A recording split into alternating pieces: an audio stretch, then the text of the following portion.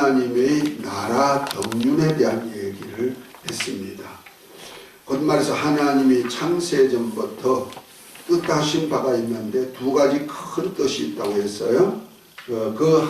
첫 번째 뜻이 뭐이다? 하나님의 하나님의 뜻이 있었는데 첫 번째가 하나님이 친히 다스릴 나라를 세우는 것이고, 두 번째는 이 나라에 우리 인간을 초청해 가지고 함께 살기 위해서 이루시는 구속사에 대한 얘기를 있다 그랬어요. 그러니까 지난 2024년도에는 하나님의 나라에 대한 얘기를 46회를 통하여서 이렇게 얘기한 것이 유튜브에 올려져 있습니다. 그래서 하나님의 나라 경륜 치고 권장서 혹은 행복한 선교교회하고 들어가면은 1번부터 46번까지 우리 하나님 나라 경륜이란 책을 중심으로 해가지고 또 거기에 책만 의존하지 않고 거기에 필요한 말씀들을 이렇게 차근차근히 이렇게 올려놨습니다. 할렐루야. 네. 아마 여기서 귀한 말씀들을 많이 또 깨달았고 또 배웠을 줄 압니다. 이제부터는 그것을 좀 활성화시킬 수 있도록 하면 되고요. 대신에 이제 이 하나님의 나라에 대한 얘기, 이것이 성부 하나님이 친히 다스리는 나라를 세우고자 하는 간절한 하나님의 뜻을 안다면은 저와 여러분들이 거기에 동력해야 될 것입니다. 아멘. 그 동력하는 방법이 뭐냐? 우리 주 예수 그리스도를 통해서 세우실 그 나라에 우리가 초청되었고, 그 초청된 나라에서 들어가기 위해서 어떤 사건이 일어나야 되느냐? 특별히 우리가 그 아담이 하나님 말씀에 불순종함으로 인하여서 본질상 죄인이 되었고 죄와 홀로 죽었던 우리를 이제 다시 살려서 영원한 나라까지 가려면 절대적으로 필요한 것이 있는데, 그것이 예수 그리스도를 통한 하나님의 구속사가 있어야 되는 겁니다. 다시 말해서 우리의 죄악을 없이 하고 그 다음에 우리를 죄에서, 죄압이 마귀에게서 그리고 어둠에 속한 자에게서 건져내가지고 아들의 나라로 옮기는 구속사가 필요하다는 얘기죠. 그래서 구속사가 모르면은 우리 신앙생활은 아주 헛것이 되어버리는 거죠. 그 하나님의 나라도 알아야 되고 구속사도 알아야 된다. 이것이 그래서 우리 예수님께서 우리에게 기도를 가르쳐 주실 때 너희는 어떻게 기도하라? 무엇을 먹을까, 마실까, 입을까. 다시 말해서 이 세상에 살아가는 의식주 문제 때문에 연연하여 기도하지 말아라. 이런 것은 다 세상 사람들, 곧 이방인들이 하는 기도야. 그런데 너희는, 곧 하나님의 자녀가 된 너희는 이렇게 기도하라면서 우리 주님이 하나님의 나라와 의를 위한 기도가 바로 주기도문이었다 하는 것을 우리가 알 수 있죠. 아멘. 하나님의 나라에 대한 기도, 그리고 구속사를 통해서 내가 그 안에서 의롭다함을 받는 그러한 기도를 하도록 했는데, 이것이 주기도문으로서 조금 요약본으로 되어 있다. 그래서 전반부 주기도문은 어떻게 됐죠? 우리 한번 해볼까요?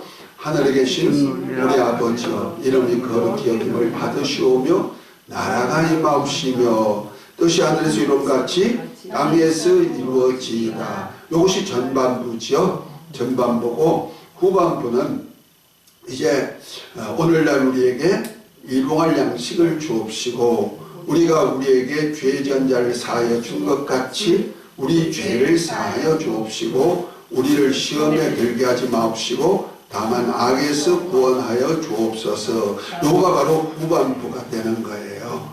그리고 난 다음에 결론 부분이 바로 나라와 권세와 영광이 오직 아버지께만 있기를 원합니다. 결론 부분까지 이렇게 주기도문에 나와 있는데요. 그 주기도문의 전반부는 하나님의 나라와 하나님의 의, 그 속에서 우리 주 예수 이름이 어떻게 존경을 받도록 해야 될 것인가에 대한 얘기를 하면은 후반부 오늘 여러분에게 일용할 양식부터 시작하여서는 바로 우리가 예수 그리스도 안에서 믿음으로 의롭다함을 받는 삶이 되게 하옵소서 하는 구속사에 필요한 기도다 이렇게 보면 되는 겁니다. 그래서 전반부는 하나님의 나라에 대한 기도라면은 후반부는 구속사에 대한 기도다. 그런 차원에서 오늘 이제 하나님의 구속사에 대한 얘기. 그러니까 하나님의 구속사예요. 하나님 구속사 하면 하나님이 구원받아야 될 자로 생각할까봐 여기다 의자를 하나 이렇게 붙여 넣었어요. 소유격이죠. 하나님께서 구속하시는 사역이다. 이런 차원에서 우리 구원과는 조금 용어가 달라요. 구원은 구속사가 완성된 다음에 우리가 그를 이제 하나님이 원하는 약속 안에 들어가면은 다 구원되어서 우리가 죄에서 구원받고 아까 기도하듯이 죄에서 구원받고 죄압이 마귀에서 구원받고 어둠에 속했던 우리가 아들의 나라 빛의 나라로 옮겨지고 죄와 사말로 죽었던 영혼이 영생을 얻는 것 이런 것이 다 구원 사역에 필요하다면은 곧 다 개인과의 관계라면은 구속사는 하나님께서 그리스도를 통해서 곧 하나님 아들 예수 인자로 오신 예수 그리스도를 통하여서 우리 모든 사람들 구원하는 사역이다 이렇게 생각하면 되는 거예요. 그래서 우리를 어떻게 구원하기 위해서 속죄부터 시작해서 하나님의 은혜 가운데 어떻게 우리를 구속을 하기를 원하는가 속박에서 구원하기를 원하는가 하는 방법이 다 여기에 구속사에 속한다고 보면 되는 겁니다. 아멘. 아멘. 그래서 우리가 그 에베소서 한번 볼까요? 에베소서 보면 1장에 우리 인간을 향하신 계획이 창세전부터 있었다고 그랬죠? 창세전부터 보면은 하나님의 계획하심이 있었는데요. 1장 3절부터 보면 이렇게 말씀합니다.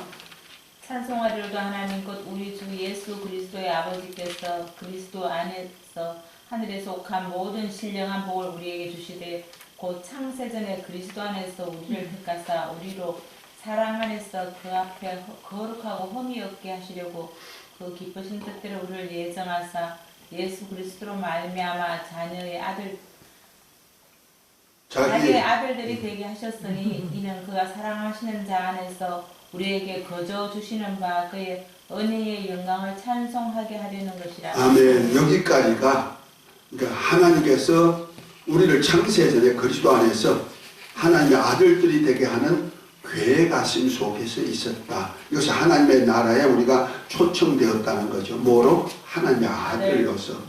그러니까 하나님의 나라에 관계된 것이라면은 이제 7절부터 우리가 끝절까지 쭉 이렇게 나오는 얘기가 여기는 이제 구속사에 대한 얘기가 나오는 겁니다. 그러니까 지난번에 내가 할 때 우리 인간을 향하신 계획이 하나님의 나라 계획이 에베소서 1장 3절부터 6절을 중심으로 해서 제가 우리 하나님의 나라 초청이 되어서 우리 인간을 하나님의 아들들이 되고 하나님의 백성으로 삼으시고 그 계획 속에 있다고 말했죠. 그런데 이제 그거는 이제 하나님의 나라에 대한 얘기라면은 이제부터는 그 7절부터 시작해서는 우리를 죄에서 어떻게 구원시키기를 원하셨고 우리가 어떻게 생활하기를 원하여서 주님이 교회를 세우셨고 교회 안에는 하나님의 어떤 은혜로 역사하시나를 보여주는 얘기가 이제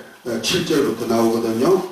거기 한번 우리 한번 함께 읽어볼까요? 누가 찾으셨으면. 우리는 에베소서 1장 7절부터 좀 깁니다.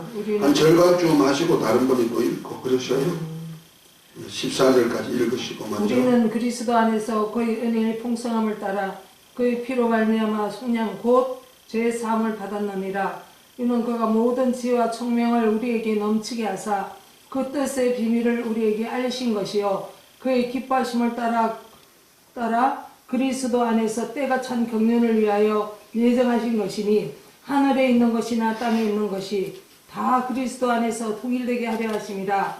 모든 일을 그의 뜻의 결정대로 일하시는 그의 이에 계획을 따라 우리가 예정을 입어 그 안에서 기업이 되었으니 이는 우리가 그리스도 안에서 전부터 바라던 그의 영광의 찬송이 되게 하려 하심이라. 그 안에서 너희도 진리의 말씀 곧 너희의 복음의 구원을 듣고 그 안에서 또한 믿어 약속의 성령으로 인치심을 받았으니 이는 우리 기업의 보증이 되사 그 얻으신 것을 속량하시고 그의 영광을 찬송하게 하려 하십니다.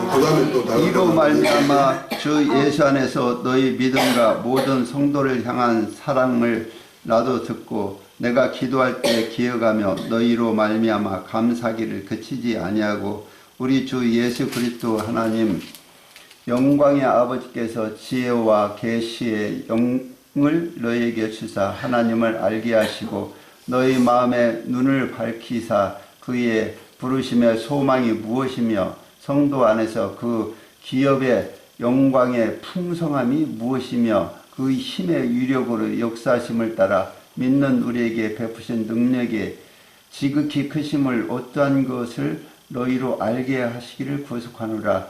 그의 능력이 그리스도 안에서 역사하사 죽은 자들 가운데에서 다시 살리시고 하늘에서 자기의 오른편에 앉히사 모든 통치와 권세와 능력과 주권과 이 세상뿐 아니라 오는 세상에 일컫는 모든 이름 위에 뛰어나게 하시고 또 만물을 그의 발 아래 복종하게 하시고 그를 만물 위의 교회로 머리 삼으셨느니라. 교회는 그의 몸이니 만물 안에서 만물을 충만하게 하시는 이의 충만함이니라. 아멘. 자, 이것이 바로 그리스도 안에서 우리를 은혜의 풍성을 말미암아 7절에 보니까 어떻게 했어요?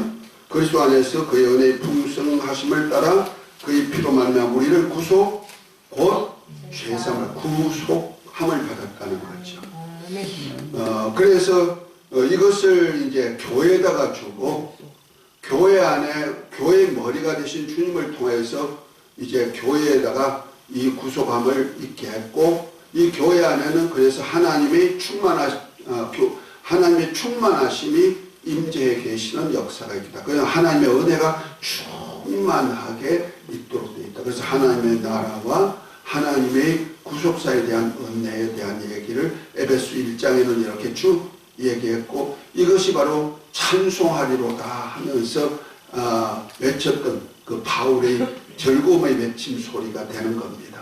그러니까 우리가 하나님의 나라가 알면은 나와 깊은 관계가 되지만은 그것을 많이 느끼지 못하고 있다가 이제는 구속사와는 절대적인 나와의 관계니까 개인과의 관계가 되어버리니까 이거는 발등에 불이 떨어진 것을 끄는 역사와 똑같다는 거죠. 지금 현재 우리나라가 많이 좌익으로 갈라져 가지고 혼선이 돼 가지고 대통령 탄핵까지 일어났고 거기에 또 사람들이 막 데모도 하고 난리치잖아요. 혼란스러워요. 우리가 다 그럴지라도 몇몇 사람들, 많은 사람들이 다 동참하지만은 그래도 시간적으로든지 어떤 환경적으로 모든 것을 좀 버려두고 할 수 있는 사람들은 그렇게 그곳에 가서 같이 연합하고 어떤 자익이든 무익이든 다 그렇게 하고 있어요. 굉장히 혼란스럽죠, 우리나라가. 그런데 이제 우리는 어떻습니까? 지금은 좀 가고 싶어도 그런 단체에 같이 합세하는 시간이라든지 어떤 여건이 안 되니까 가지 못하는 사람도 있단 말이야. 그러나 실제는 거기에서 만약 대통령이 탄핵되었다 이렇게 하면 누가 피부로 느껴요? 현실 속에 느껴요? 각자 모든 국민이 반대했던 반대하지 않고 했던 사람이든 누구든지 딱 자기 일로 직면하게 된다는 말이야. 그때 가가지고 발등에 불이 떨어졌구나 하면은 큰일 나죠. 미리미리 발등에 불 끌라고 지금 노력을 합니다만은 우리 하나님께서도 우리 인간이 바로 아담 이후에 모든 사람이 죄와 허물로 죽었기 때문에 본질상 진노의 자식일 수밖에 없었다는 거죠. 마땅히 진노받을 자식인데 그냥 세상 사니까 세상 풍습대로 살고 하나님 말씀 불순종해도 그냥 허하고 웃고 넘어가지만은 실제적으로는 우리가 율법 앞에서는 두렵고 떨림으로 신앙생활 잘 해요. 왜? 당장에 막 절망이 들어오고 그러니까. 그런데 진짜 하나님의 말씀, 예수 그리스도를 통해서 이루신 하나님의 나라와 하나님의 구속사에 대한 것은 금방 발등에 부르뜨려진 사건이 아니라고 생각해가지고 안일하게 생각하는 역사가 있단 말이야. 그러다 보니까 당장 내일로 생각하지 않는다는 거죠. 그런데 이거 구속사는 실제로 당장 내와의 관계가 되기 때문에 정신을 바짝 차리지 않으면 안 될 정도가 되는 거예요. 그래서 우리가 구속사를 하기 전에 우리 하나님의 말씀 하나를 더 읽고 하겠습니다. 히브리서 2장을 한번 보겠습니다. 히브리서 2장은 우리 구원에 대한 얘기를 하고 있죠. 히브리서 1장은 우리 예수님이 얼마나 크신 분이고 위대하신 분이고 그 안에서 우리가 하나님 아들들이 된 우리 인간이 정말 천사보다 뛰어나고 천사들로 말마 수종받을 수 있는 이러한 위대한 자들인 것을 1장에는 얘기하고 있고 2장에는 이제 예수 그리스도를 통해서 구속사를 어떻게 펴고 우리 인간이 어떤 은혜로 이렇게 된 날을 말하고 있는 거거든요. 그래서 그 6절에 보면 이런 얘기를 하고 있습니다. 히브리서 2장 6절에 보면 이렇게 말씀하죠. 오직 누가 어디 정가에 가는데 사람이 무엇이간데 주께서 저를 생각하시며 인자가 무엇이간데 주께서 저를 권고하시나이까. 여기 사람은요 저와 여러분들 얘기하는 거예요. 이 사람이 무엇이간데 이렇게 하나님이 생각하고 계시나요? 기억하고 계시고 생각하고 계시나요? 그러면서 이제 9절에 우리가 제가 늘 잘 인용했던 얘기죠. 그래서 이 사람들 때문에 그리스도를 보내가지고 그를 천사보다 못한 종의 형상을 입고 와서 모든 사람을 위해서 죽음을 맛보시고 또 많은 아들들을 이끌어서 영광의 나라에 들어가게 하는 사역을 하게 하셨다는 사역을 쭉 이렇게 말씀하고 있잖아요. 그러니까 우리 인간의 구속사는요 예수 그리스도와 절대적인 관계 속에서 특별히 하나님이 우리를 사랑한 사랑 안에서 이루어졌던 사건이거든요. 그런데 우리가 하나님 말씀을 그렇게 이 말씀을 귀하게 생각지 아니할 수가 있는 거예요. 그래서 한번 히브리서 2장 1절부터 4절까지 한번 읽어보십시다. 그러므로 우리는 들은 것에 대한 더욱 유념함으로 우리가 흘러 떠내려가지 않도록 함이 마땅하니라. 선사들을 통하여 하신 말씀이 견고하게 되어 모든 범죄함과 순종하지 아니함이 공정의 보응을 받았거든 우리가 이같이 큰 구원을 등한히 여기면 어찌 그 보응을 피하리요. 이 구원은 처음에 주로 말씀하신 바요 들은 자들을 우리에게 확정한 바니 하나님도 표적들과 기사들과 여러 가지 능력과 및 자기의 뜻을 따라 성령을 나누어 주신 것으로서 그들과 함께 정언하셨느니라. 아멘. 자, 여기서 율법과 예수 그리스도로 말미암은 은혜의 복음과 곧 말씀 구속사에 대한 비교를 시킨 말씀이 바로 이거거든요. 우리가 모세를 통해 준 율법, 구약시대 이스라엘 백성들에게 율법은 굉장히 무섭고 떨리게 생각합니다. 왜냐하면 시내산에서 그 율법을 주실 때 백성들이 제발 이런 소리 안 듣게 해주세요 하고 대신에 모세를 통해서만 전할 수 있게 해달라고 할 정도로 아주 산이 진동하고 막 불이 번쩍번쩍 임하고 하는 모습을 보면서 두려워 떨리고 했거든. 그래서 구약의 율법을 주실 때 모세를 통해서 주실 때 그 하나님은요 엄청나게 무서운 하나님. 그래서 율법을 갖다가 무서워하는 영이다. 무서워하는 종의 영이다 하고 바울은 로마서 8장 15절에 그렇게 말씀하고 있잖아요. 그러니까 보세요. 율법은요, 지키지 않으면 당장 현실 속에서 문제가 나오는 거예요. 그래서 출애굽기 15장 26절에 보면 이렇게 말합니다. 내 말한 것과 계명을 지켜 살면은 애굽에서 내린 재앙을 하나도 내리지 아니하리니 나는 치료하는 여호와다. 이렇게 말씀하고 있죠. 다시 말해서 하나님의 말씀, 율법과 계명을 지키지 않으면 어떤 현상이 나타나냐? 애굽에서 내렸던 재앙을 내리겠다는 거죠. 우리 출애굽기에 보면은 모세를 통해서 애굽에 내린 재앙이 10가지 재앙이 내려졌던 모습을 볼 수가 있죠. 마지막에는 장자를 멸하는 재앙까지 임하잖아요. 그러니까 그러한 재앙이 당장 현실 속에서 애굽의 바로 밑에서 종살이하던 이스라엘 백성들은 친히 그것을 받고 그 당하는 모습을 보면서 야, 하나님 무섭구나, 너무 두렵구나.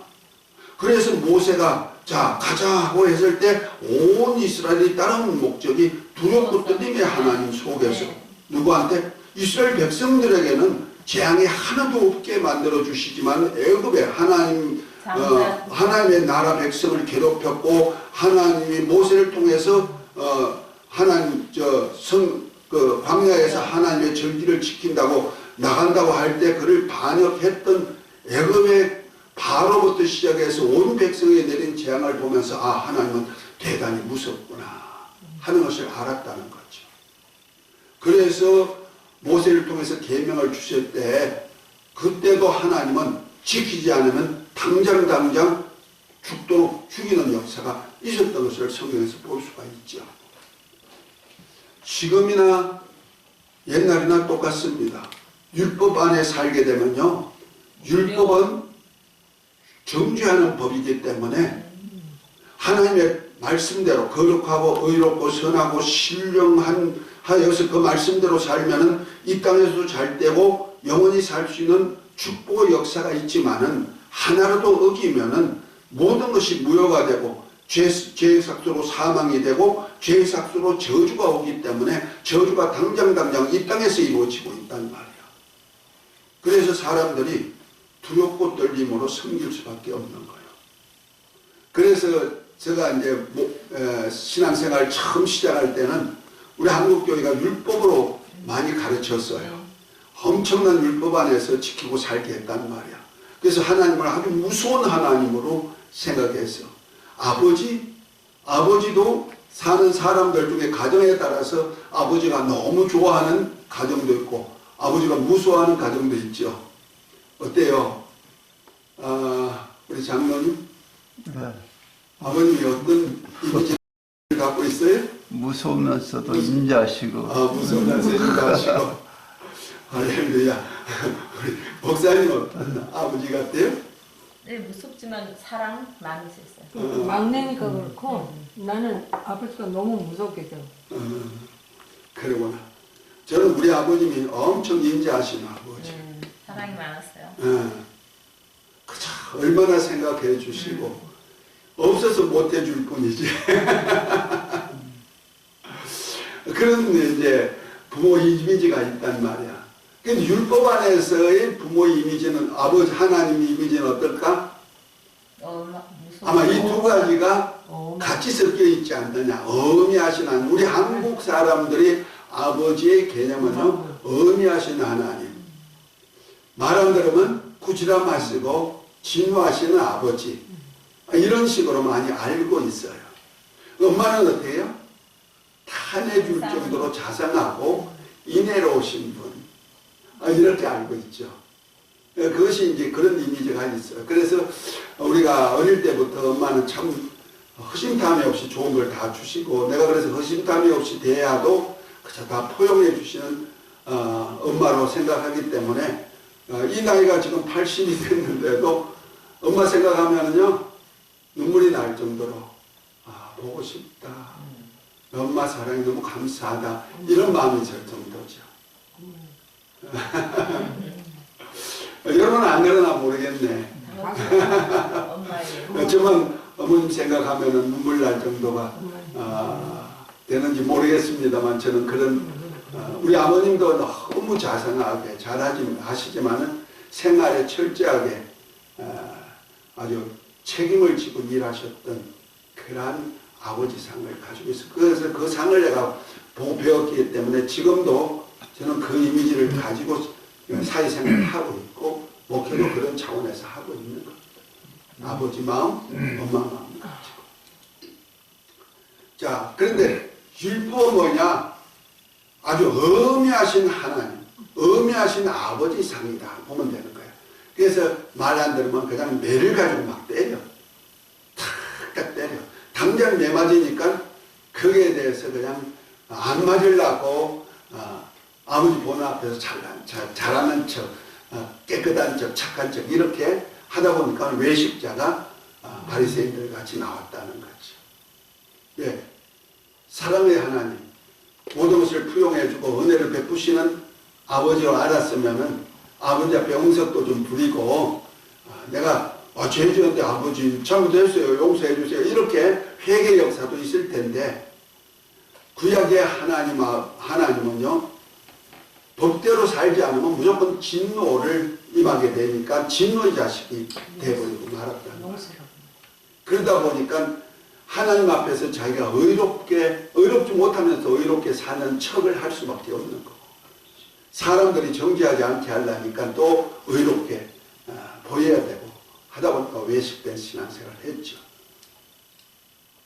지키지 않으면 봉이 반드시 있기 때문에 그렇죠. 그런데 실제는 예수 그리스도 안에 주신 하나님의 아버지의 은혜와 진리는요 더 무섭고 더 무서운데 사람들은 율법은 무섭게 생각하면서 하나님의 은혜와 진리는 무섭게 생각지 아니하고 있는 거예요. 그냥 사랑의 하나님.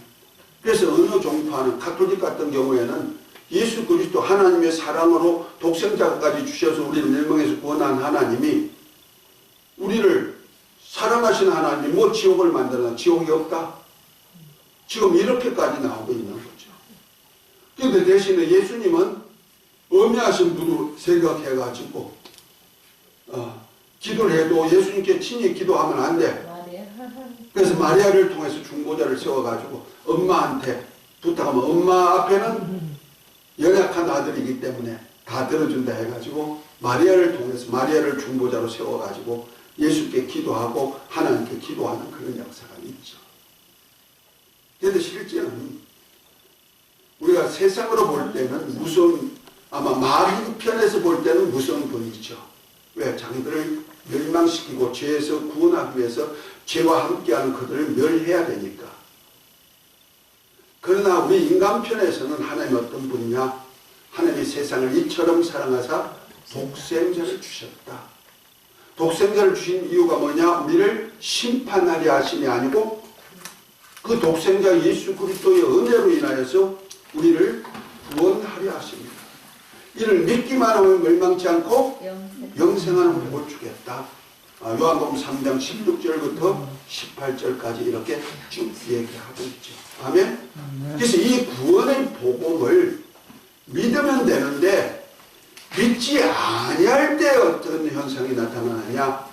공변된 복음을 받는다는 거죠. 그래서 예수님께서 이것을 은혜 베푸심을 제자들에게 말씀하셨고 말씀한 것을 실제로 주님이 친히 십자가를 통하여서 구원의 은혜를 구속의 은혜를 베푸셨고 이 은혜를 믿는 자에게 이렇게 풍성함을 주시는데도 이것을 믿지 아니하면 어떤 현상이 나타나느냐? 이거는 천사가 전한 율법보다 더 무서운 법이 된다는 거죠. 다시 말해서 천사가 준 율법은 우리가 이 땅에 살아갈 동안에 현실 속에서 육체가 느끼는 고난이요 환난이지만은 우리 주 예수 그리스도께서 우리를 구속하시고 난 다음에 그 다음에 이것을 제자들로 확정해서 성령이 임해서 이걸 확정해 준 말씀, 복음의 말씀을 듣고 지키지 않으면 받을 복이 얼마나 더 크겠는가 너희가 생각해라 하고 말합니다. 그러니까 저와 여러분들요, 주님의 구속사가 어떤 면에는 율법보다 더 무섭다는 것을 우리가 인식을 해야 된다는 거죠. 구속사를 믿지 않으면. 그런데 믿으면 하나님과 한량없는 은혜가 주어진다는 거예요. 그런데 믿지 않으면 어떤 현상이 나타난다? 율법보다 더 무서운 역사가 나타나는데 이 세상뿐 아니고 오는 세상에서도 영혼이 멸망할 수밖에 없다는 거죠. 그만큼 무서운 거예요. 그러나 우리가 지킬 때는 어떤 현상이 나타나느냐? 하나님이 성령을 주어가지고 표적과 기사와 모든 은사와 이런 능력으로 우리를 말씀대로 삶을 확정해 주신다 하고 말씀하고 있는 거예요. 아멘? 다시 말해서 우리 구속사를 실제 삶 속에서 은혜로 베푸심을 볼 수 있게 만들어 주신다는 거죠. 믿으시면 아멘. 그래서 우리가 구속사를 하기 전에 우리 하나님의 말씀 대할 때 이제부터 시작해서 얼마만큼 할는지 모르지만은 이 구속사가 시작되는 거예요. 그래서 제가 쓴 책 기독론입니다. 구속사적 섭리 이렇게 책의 이름을 했어요. 그 예수 그리스도를 통해서 하나님이 이루신 구속사 이것을 경륜이라 하지 않고 섭리라고 했어요. 이 은혜의 경륜 아까 은혜의 경륜이라고 그랬죠. 은혜의 경륜 에베소서 보면 은혜의 경륜이에요. 곧 경륜은 시간표라고 그랬죠. 계획도 시간표. 그런데 이거 하나님의 은혜의 경륜 안에서 우리에게 베푸신 은혜의 역사는요. 뭐로 나오는 섭리 안에서 이루어지는 거예요. 그래서 경륜과 섭리의 차이가 조금 있습니다. 다음 시간에 좀 얘기를 할 것입니다만은 경륜은 구속사를 이루기 위한 예수 그리스도 통해서 하나님 아버지께서 이루실 구속사의 시간표라면은 이것이 우리가 구속사가 내게 적용이 되려면 내가 섭리를 감당해야 된다.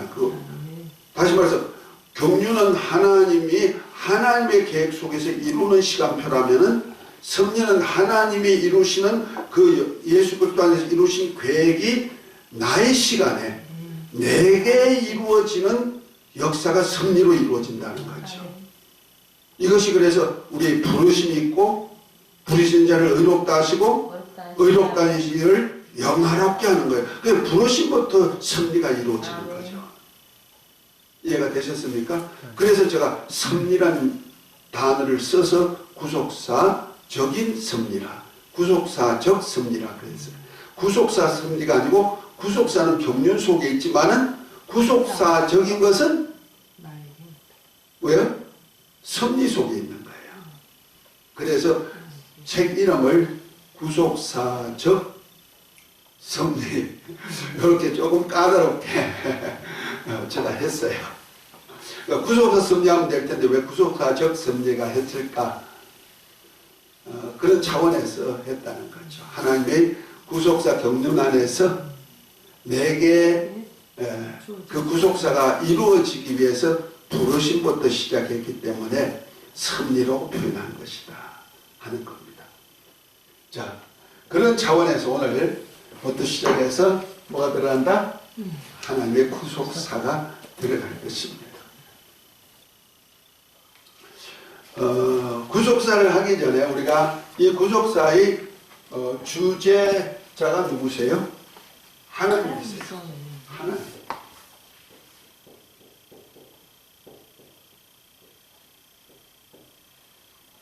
그렇다면 우리가 제일 먼저 알아야 될 것이 하나님이 누구신가를 아는 것이 가장 우선 되어져야 되지 않겠나 하는 생각에서 오늘은 하나님에 대해서 간략하게 지난번에 우리가 유일하신 참 하나님을 통하여서 배웠어요. 배웠기 때문에 더 구체적으로 안 해도 되지만은 또 유튜브에 올려 있으니까 또 다시 한번 여러분들이 그거를 익혀보면은 하나님이 삼위일체로서 하신 하나님의 역사가 어떻다 하는 것을 알 수가 있지만은 어쨌든 우리 영생과의 관계되는 데는 절대적으로 하나님의 뜻과 뜻 안에서 하나님의 나라와 하나님의 구속사를 모르면 안 된다는 거죠. 그래서 자 우리 요한복음을 다시 한번 보도록 합니다. 요한복음 17장입니다.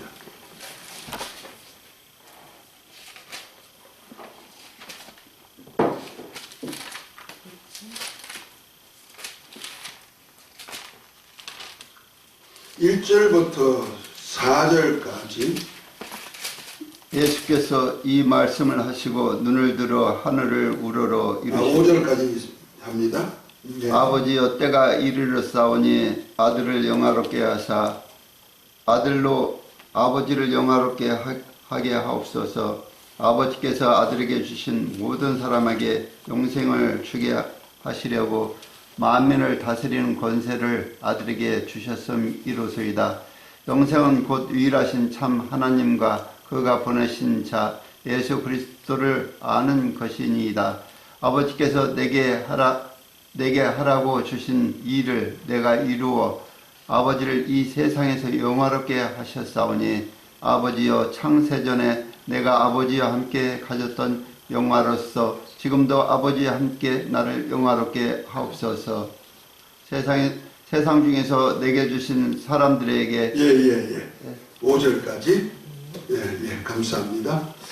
여기 보니까 예수님께서 이제 아버지 십자가를 지고 하나님 죽었다가 부활 성천에서 아버지 집에 가기 전에 이제 제자들과 성찬하면서 마지막 때 하나님 아버지께 가기 전에 하나님이 제자들을 우리 아버지께 맡기기 위한 중보 기도가 요한복음 17장입니다.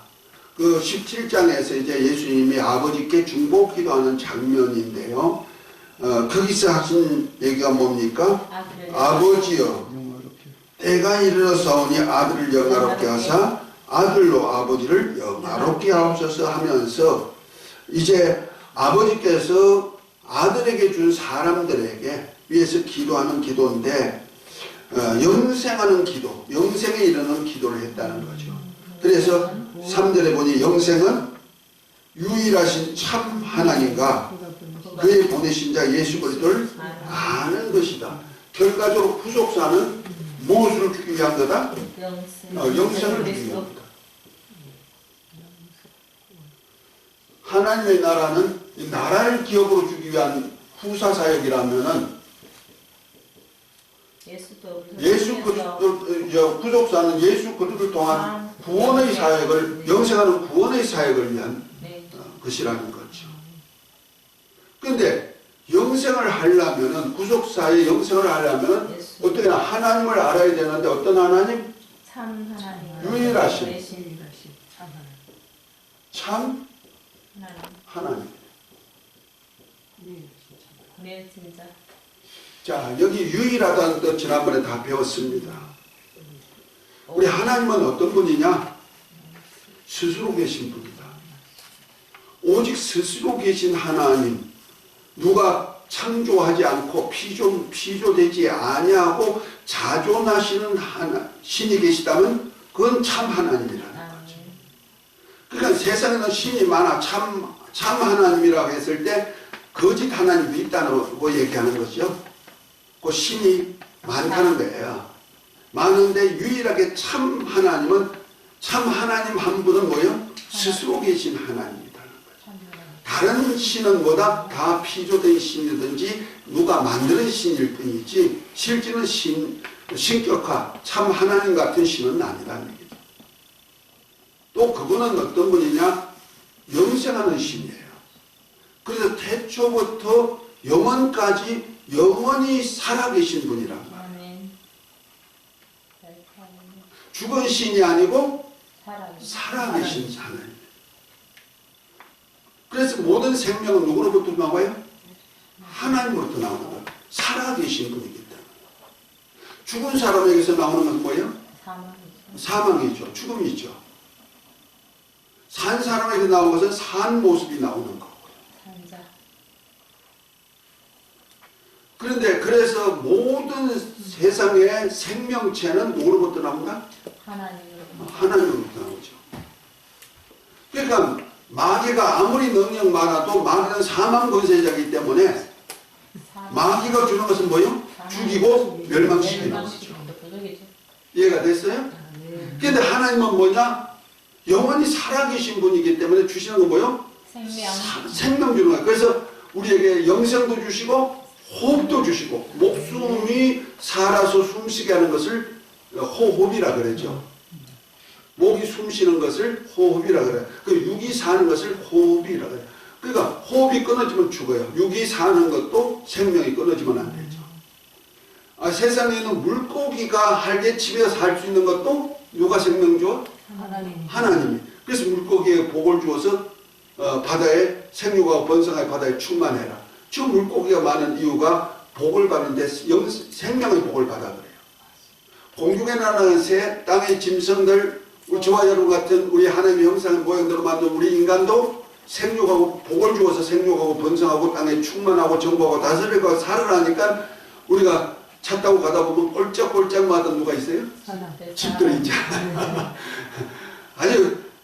아주 땅에 그냥 구석구석 다니면서 생육 번성하는 역사를 이루어간단 말이에요. 왜? 생명력이 있으니까. 개미들도 집을 얼마나 잘 지고 벌도 얼마나 집을 잘 지어요. 살다니까. 그거 다 생명력이 있어서 그렇죠. 우리가 농부가 봄 되면 씨를 뿌려요. 때가 되면 어떻게 되죠? 싹이 나고 잎이 피고 열매를 꽃이 피고 열매 맺잖아요. 그래서 똑같은 또 생명을 낼 수가 있는 거예요. 그런데 우리 인간이 아무리 그 손재주가 좋아가지고 어떤 데는 꽃을 이쁘게 만들어 놨어. 그런데 이거 꽃이 시들지도 않고 열매도 없고 그 모습 그대로 있어. 뭐가 없기 때문에? 생명이 없다는 거죠. 이와 같이 이 식물이든 새든 사람이든 생명을 주시는 분은 하나님 한 분밖에 없다는 거죠. 그래서 공중에 날아간 새도 한 아소론에 팔리는 참새 2마리도 하나님이 생명을 주지 아니하면 떨어질 수밖에 없다는 거죠. 그래서 생명을 주시면 떨어지는 법이 없도록 만들어버린다. 그런데 하물며 너희를 깎으냐 이렇게 말씀하고 있는 겁니다. 아멘. 새 같은 조류보다야 우리야 얼마나 생각하시겠어요? 더군다나 하나님의 아들의 형상의 모양대로 만들었고 아들이 생명을 주어가지고 우리를 피로 값주고 사셨는데 하나님의 독생자까지 희생하며 산 저와 여러분들 두려워하지 말고 염려하지 마시기 바랍니다. 어떻게 죽을까 염려하지 마십시오. 아멘. 다만 내가 주어진 시간에 세월을 초월해서 내게 주어진 시간에 내가 하나님의 영광을 어떻게 드러낼 수 있을까? 어떻게 하면 내게 주신 이 은혜의 복음 하나님의 나라와 구속사에 대한 얘기를 어떻게 전할 수 있을까? 이들에게 어떻게 나타낼까? 이것만 생각하시고 일하시기 바랍니다. 저도 그래서 80이 됐지만은 벌써 그렇게 됐네요. 80에 뭘 편안하게 쉬지 뭘 또 일하냐고. 우리 친구들도 그러고요. 목사님들도 그래요. 그런데 저는 안 그래요. 왜? 생명이 있을 때 내가 일하고 생명이 끊어지면은 내가 하나님 아버지 집에 가서 안식한다. 지금 뭐 이 땅에 쉴 일이 뭐 쉬어봐야 얼마나 쉬겠어. 건강할 때 아프지 않게 해줬으니까 아니 일하라고 아프지 않게 해줬잖아요. 아멘? 일하라고 환경을 주신 거니까 환경을 따라 나가 일한다. 그래서 80이라 하면 내가 내 자신이 좀 사람들로 또 뭐라고 할 것 같아가지고 나 60이야 60대 같이 할 거야 그러고 하는 거예요. 그래서 내가 생각은 그렇게 해요. 이제 화요일 수요일은 저 안양에 시니어들 있는 노인대학교 가가지고 이제 같이 사회가 할 건데요. 그거 가면 이제 한 번씩 쓸 거예요. 나이 당당히 밝혀요. 밝히고 내가 이런 사역 하니까 보세요. 그 80대여도 이렇게 일을 할 수 있는 그런 건강을 주신 분이 하나님이시고 아멘. 건강을 주었으니까 일한다는 자랑을 좀 하고 싶어서 아멘. 아멘? 아프신 분들의 자랑이 뭘까? 아픈 자랑밖에 힘없어. 그 자랑밖에 더 하겠어요? 아유 죽겠어. 왜 이렇게 아픈데요? 그런 사람에게 아니 60이 되어도 80이 되어도 90이 되어도 이렇게 일할 수가 있고 남에게 건강을 도움을 줄 수 있는 사람이 됐어. 능력자가 되었어. 이거 자랑 아니겠어요? 아멘. 그래서 난 당당히 내 나이 밝히면서도 할 수 있는 기쁨이 되는 거예요. 할렐루야. 아멘. 우리 한번 그렇게 살아보십시다. 네. 그렇게 살으라고 하나님이 좋은 요소도 만나게 하신 거 아닐까요? 네. 할렐루야.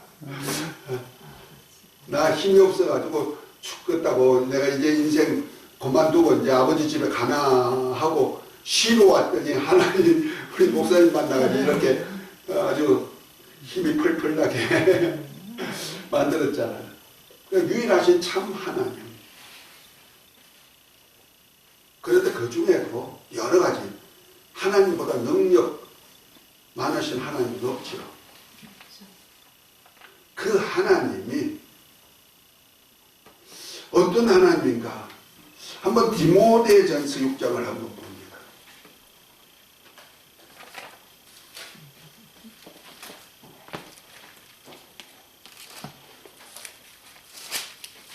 바울이 디모데에게 아들 같은 제자지요. 디모데에게 너 하나님의 사랑아 하면서 하나님이 누구신지를 알려주는 얘기가 6장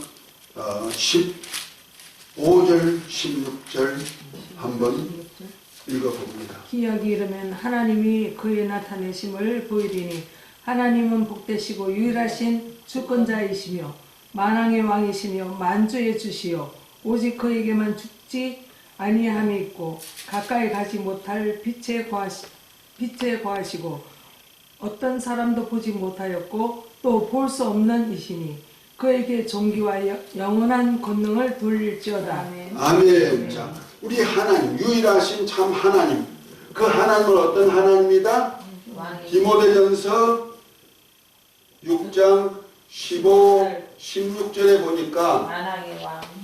그가 누구요? 주.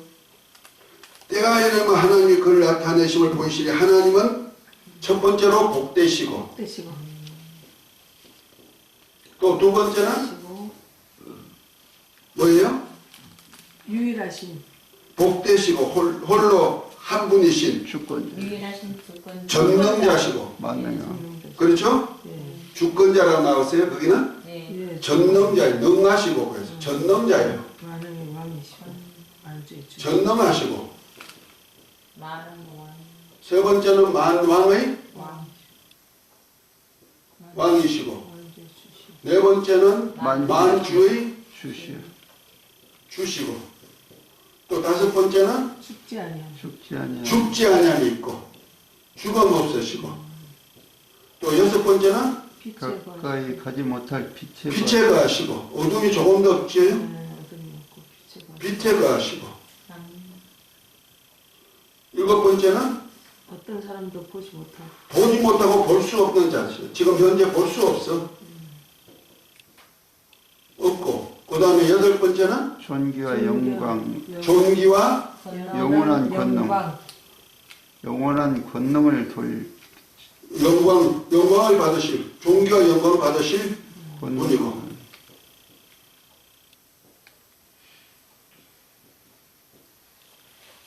이렇게 디모데전서 6장 15절 16절에는 이렇게 표현하고 있어요.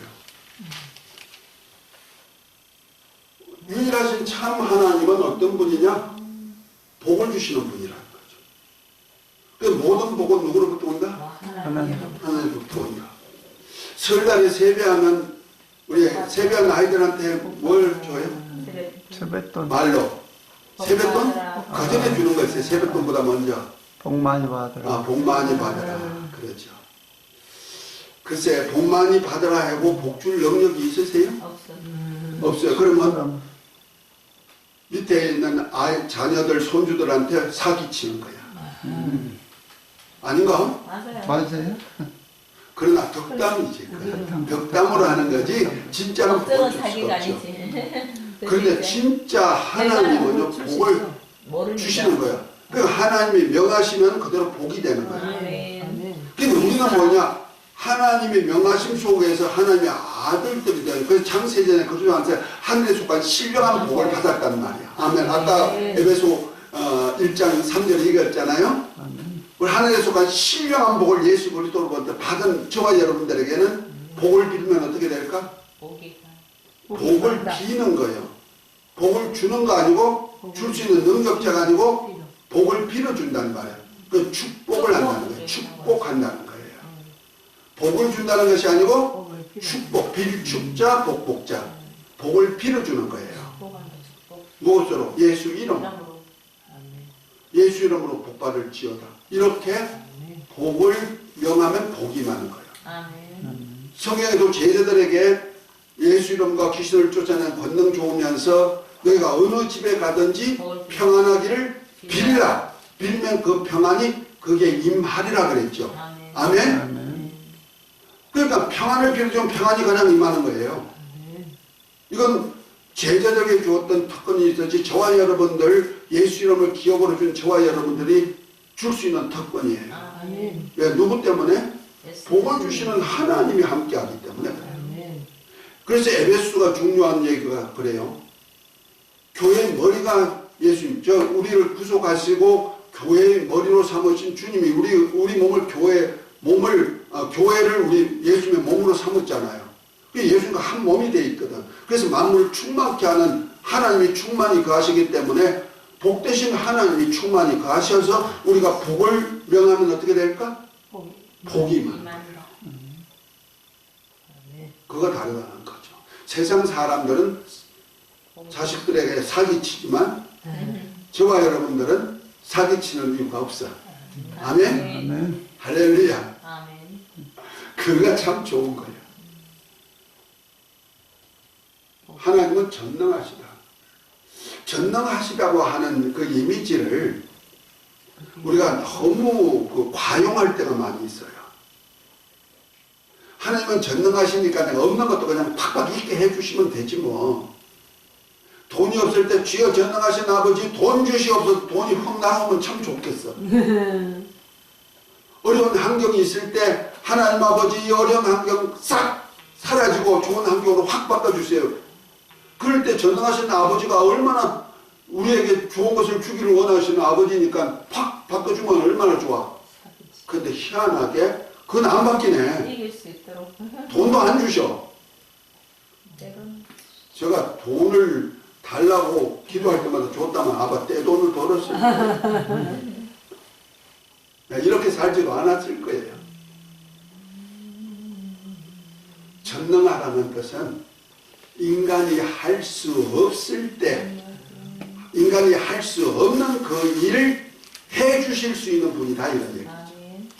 인간이 할 수 있는 범위 내에서는 인간이 하라는 거예요. 아멘입니까? 그러나 인간이 할 수 없을 때가 딱 오는 거예요. 그때는 누가 해주신다? 하나님이 해주신다. 너 고난이 있느냐? 고난 받으라. 고난이 오히려 덕이 된다. 이를 통해서 하나님의 율례도 배우는 거야. 그래서 고난을 통하여서 내가 고난을 받다 보면 나중에는 살 맛을 잃어버릴 때가 있어. 그때는 주신다. 그때는 하나님이 일하실 때야. 이 전능하다는 뜻이 그런 점이에요. 그래서 하나님 아들 예수님도 아버지가 전능하다는 것을 알아요. 그래서 겟세마네 동산에서 기도하실 때 어떤 기도를 해요? 아버지요, 아버지는 무엇이든지 가능하신 분입니다. 그랬어요. 전능하다는 뜻이 아닙니까? 그죠? 그러니까 이 잔을 내게서 지나가게 하옵소서. 십자가를 지는 그 고통이 너무 괴롭다는 걸 아시니까 이걸 좀 없애주셨어야 했어. 만약 십자가를 지지 아니하셨다면 어떻게 되나? 그 기도응답으로 예수님이 십자가를 지지 않았다면 어떻게 되느냐? 하나님의 뜻은 무산이 되어버리고 인류는 망하고 마는 거고 하나님의 나라는 파괴되고 말았을 것입니다. 그러나 끝까지 죽기까지 순종함으로 인해서 아버지의 뜻이 내게 이루어지기를 원합니다. 이 기도 속에서 끝까지 순종하여 죽으셨어. 아멘. 이건 예수님으로 할 수 있는 최대한의 마지막 코스까지 다 하신 거란 말이야. 죽기까지 순종하신 거야. 아멘. 그럴 때 하나님은 그를 버려버렸다? 아니고 그를 살리서 가장 높은 곳에 얹어서 앉혀서 하늘에 있는 자들 땅에 있는 자들 땅 아래 있는 모든 자들로 그 예수 이름의 무릎을 꿇게 했다. 아멘. 빌립보 2장 5절부터 보면 너희는 이 마음을 품어라. 곧 그리스도 예수의 마음이니 하면서 우리로 또한 그러한 삶을 살게 하신다는 거죠. 그런 근본 하나님의 본체시지만 하나님과 동등됨을 취하지 않고 전능자같이 살지 아니하시고 자기를 비워 종의 형상을 입고 사람같이 되었고 죽기까지 순종하셨다. 그러나 하나님이 그를 살려서 높은 곳에 앉혀가지고 나중에 영광을 받으시게 만들어 주신다는 거죠. 아멘. 살리시고 영광 받으시게 하는 역사는 누가 한다? 전능자이신 하나님이 해주시겠다. 할렐루야. 이게 전능하니까 내가 뭐 조금 어렵다고 뭐 그것을 내가 감당해야 될 십자가를 벗어버리려고 하니까 문제가 나오는 거예요. 고난이면 고난의 십자가, 핍박이면 핍박의 십자가, 내 가정이면 가정의 십자가, 내가 지킬 의무를 충실히 하다 보면은 죽을 때가 있어요. 그래서 첫째 부활에 참여하는 자가 누구냐? 순교자, 순교자, 죽는 자야. 결국 가서 무엇에 죽어? 예수 이름 때문에 죽고, 예수 이름을 믿고 살다 보니까 세상 것 못 믿어. 세상 돈도 안 믿고 명예도 안 믿고 능력도 실력도 안 믿고 오직 예수 이름 믿고 의지하고 산다면, 믿는다는 뜻이 의지하는 뜻이잖아요. 의지하고 살았어. 그러다 예수 이름 때문에 핍박도 받고 고난도 받고 한란도 받아 나쁜 짓거리 할 수가 없으니까, 그래서 하나님 말씀대로 살다 보니까 살리고 화목하는 그 일을 하다 보니까 내 걸 다 버려버렸죠. 내 육체 욕심, 시기, 질투, 분쟁 다 버려버렸죠. 이걸 죽는다는 거예요. 이들이 첫째 부활에 참여한다는 사실. 할렐루야. 그래서 그리스도가 1000년 동안 왕들하고 그 왕들이 땅의 왕을 멸류관 쓰고 새 예루살렘에 입성해서 아버지와 어린 양의 보좌 앞에서 세세토록 왕노릇까지 하도록 하나님이 계획하셨다. 예수 그리스도의 발자취를 그대로 따르게 한다는 말이에요. 여기 전능자가 우리에게 주고자 하는 마지막 호서의 축복이냐. 아멘. 아멘. 마치 리브가가 90세가 되고 아브라함이 100세가 되어서 자식이 없는데도 여호와 하나님이 나타나면 뭐라 합니까? 기약 이를 때 내가 아들이 있으리라 하고 하니까 사라가 있다가 사라져. 사라가 있다가 피 웃었어. 왜 웃느냐 하면서 뭐라 합니까? 여호와께 넘치 못할 일이 있겠느냐. 그분은 전능하시다는 얘기야. 스스로 계신 하나님은 전능하시다는 얘기야. 여호와라는 얘기가 스스로 계시다는 뜻이니까. 그 스스로 계신 전능하신 하나님이 기약이 되면 내게 아들이 있을 것이다. 내가 다시 오신 표적으로 아들이 있을 것이다. 그래서 그 이름에가 됐더니 누가 쑥 나왔어요? 이삭이 나왔어. 그래서 이름을 이삭이라, 기쁨이라 그래 거예요. 웃음이란 칭호를 주는 거예요. 그 전능한 하나님이 그렇게 만드신 거죠. 아멘? 이삭을 만들어 주듯이 사람이 경수가 끊어져서 벌써 한참 안 되는 그런 사람이 어떻게 자식을 생산할 능력이 있어요? 하나님은 하실 수 있다. 전능하신 분이다. 아멘? 그 하나님만이 유일하신 참 하나님이라는 거죠. 세상에 있는 신들이 많아요. 그런데 그 신은 할 수 있는 것도 있고 못하는 신도 있어. 그런데 세상 신은요, 마귀에게 속해 있기 때문에 어떻게 해요? 죽이고 멸망시키는 일은 해요. 살리는 일은 못해요. 그분은 왕의 왕이시다. 세상의 모든 권세는 다 하나님이 주셨다는 거예요. 그 권세를 준 그 권세 위에 권세자가 있다는 말이야. 누구요? 하나님이시요. 또 만주의주, 모든 사람의 주인이 돼 있어. 땅도 집도 다 주인이 있듯이 이 세상에도 다 주인이 있어. 하다못해 마귀도 세상 임금이라 그래서 세상의 주인이라는 뜻입니다. 그런데 그 주 위에 주가 있다는 거죠. 누구다? 유일하신 참 하나님. 죄송한 얘기지만 이 땅 주인이 누구요? 하나님 아니고 실제로 누구 앞으로 돼 있어요? 장로님? 같이 됐어. 이하동. 같이 예동. 할렐루야네. 예동. 아주 공평하게 잘 하셨네. 그래서 옛날에는 문패에다가 우리 부부 문패 해놨어. 요즘은 그거 안 하면 큰일 나지. 안 하지만. 자, 땅 주인이여 내가 밟고 살고 내 거야 그러는 거야. 주장하죠?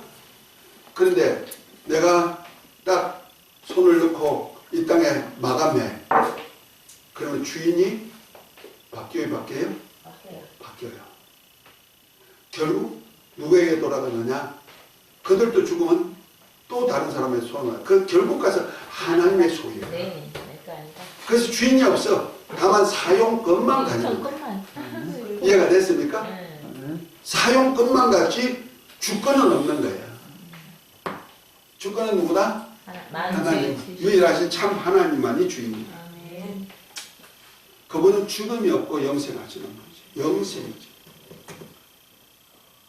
영원하신 분.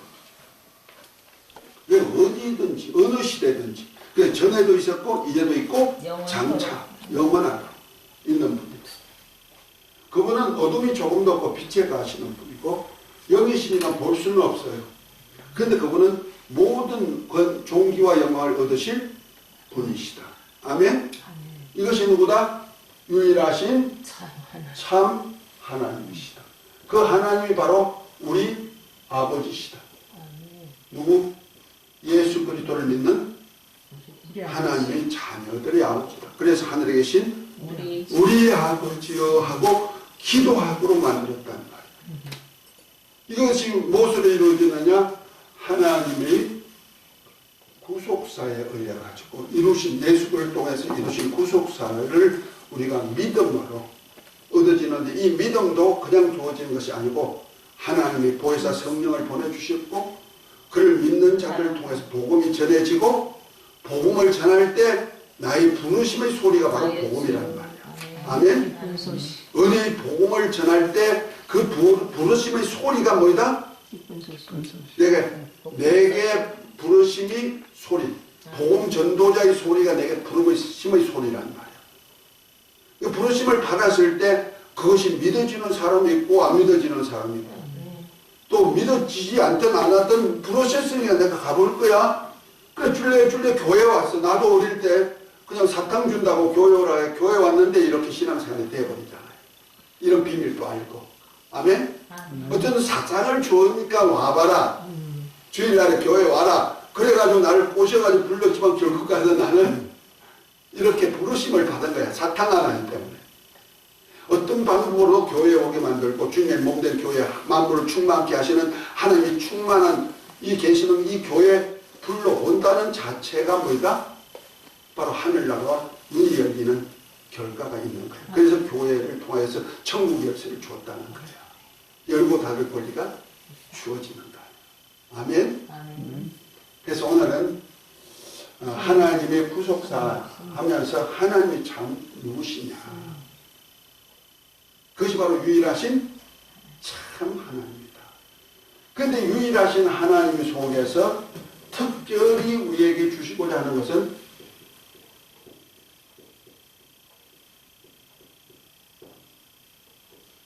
삼위일체이신 하나님이라는 거죠. 유일하다는 언어 속에서 가장 핵심이 되는 것은 삼위로서 일체가 되신 하나님. 다시 말해서 성부와 성자와 성령 이 하나님께서 일체가 되셨다는 거죠.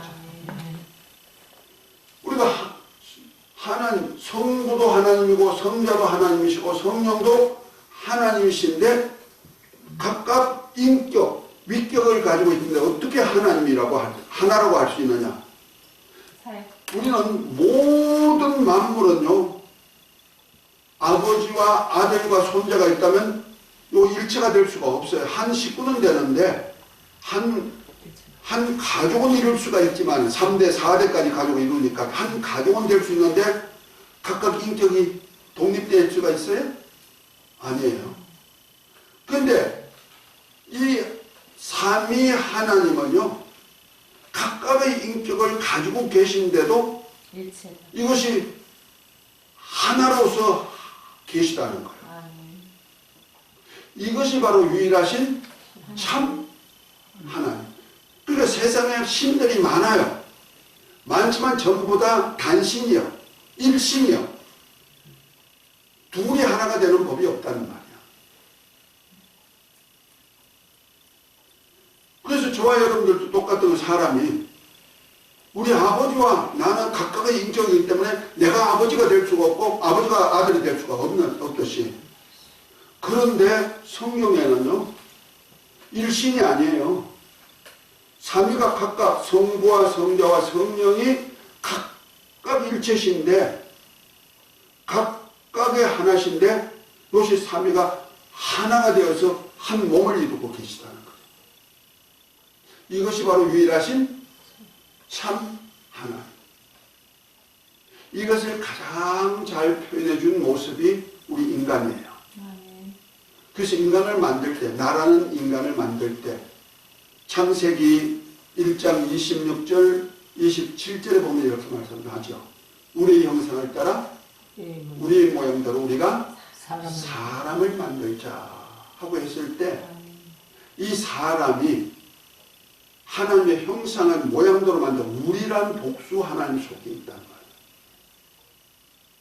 그러니까 우리라는 복수 하나님이 누구냐? 바로 성부와 성자와 성령의 하나님으로.